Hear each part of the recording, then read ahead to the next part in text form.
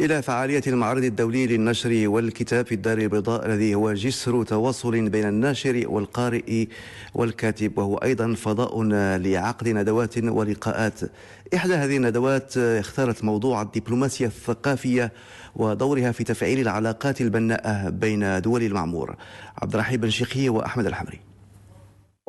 غالبا ما تنتج الأزمات بين الدول عن جهل في مفاهيمها، لذلك ومنذ أزيد من 15 سنة أصبح للدبلوماسية الثقافية دور محوري في تقريب وجهات نظر شركاء هذا المعمور، والندوة إشارة واضحة لدور الثقافة في حل النزاعات الراهنة.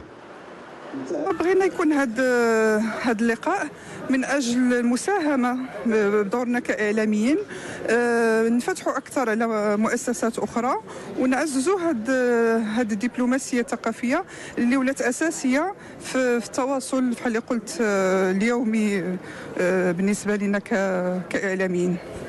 الدبلوماسية الثقافية أصبحت يعني مسألة أساسية واستراتيجية لأي بلد، لأنها كتشكل اختراق، لأنها رديف ديال الدبلوماسية ديال أي بلد. الدبلوماسية السياسية والثقافية خطان يعني متوحدان ولا ينفصلان. ويعتبر مغاربة العالم مكون أساسي في حمل مكونات ثقافية بدول المهجر، ولذلك يعدون جزءا لا يتجزأ من عملية دبلوماسية نشيطة.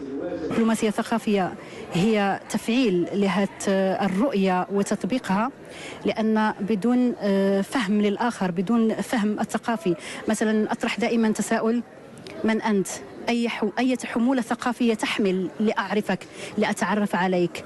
جاء الوقت لتفعيل هذه الدبلوماسية الثقافية لأنها غير مفعلة فعلا.